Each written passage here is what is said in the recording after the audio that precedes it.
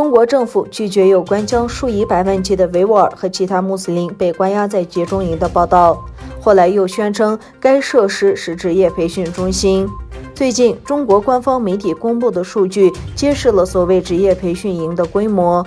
中国官方媒体《新疆日报》10月31日报道说，受过职业训练的平均人数每年超过100万人。报告称，从2016年到2019年，新疆维吾尔自治区已为471万9600人提供了各种职业培训。报道指出，从2018年到2019年，自治区共建立了21个高技能人才培训基地和35个熟练的办公室。最近有独立机构的报告表明，中国继续扩大集中营规模，将维吾尔人从东突厥散迁移到中国境内从事强迫劳动的非法工厂。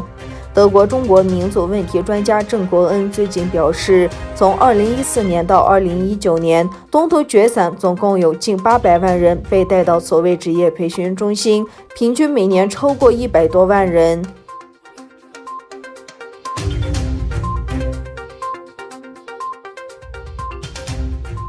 哈萨克斯坦已将4名因从中国非法越境而定罪的哈萨克人给予临时难民身份。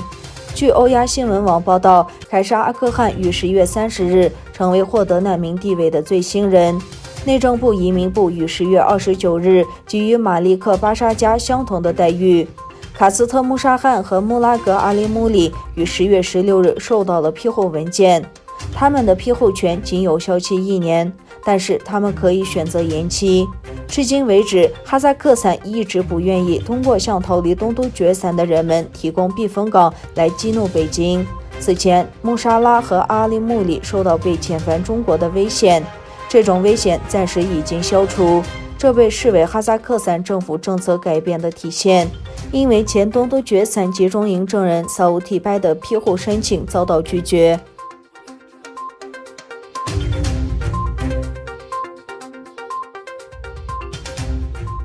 在中国西部穆斯林为主的宁夏回族自治州银川市，一座清真寺的修复引起了争议。当局去除了南关清真寺的圆顶、阿拉伯风格的装饰品和石拱门。据说，北京政府正在宁夏以及其他地区的回族城市开展类似活动。英国驻华大使馆外交官克里斯蒂娜·斯科特在推特上分享的图片显示，清真寺的外部结构已经完全改变。科斯特对清真寺的修复工作表示了回应，并写道：“南关清真寺被剥夺了任何能显示其目的的艺术，附近的餐馆和商店都关门。”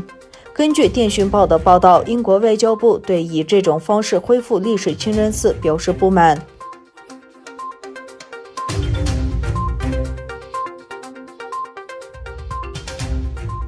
7名香港民主派人士被逮捕，其中包括多名立法会议员及前议员。根据香港媒体报道，周日被逮捕的几人涉及今年5月立法会内委会事件，涉嫌触及藐视罪及干预议员、立法会人员或证人罪。警方表示，拘捕行动仍在进行中，将不排除将有更多人被捕。5月8日，香港民主建制两派议员就内务委员会主席人选争持不下，之后发生混乱和肢体冲突。外界指法民有意瘫痪内委会，以阻止审议国歌法等法案。警方周日对法民派政界人士的逮捕是针对北京批评人士发起的一系列拘捕行动的最新一起。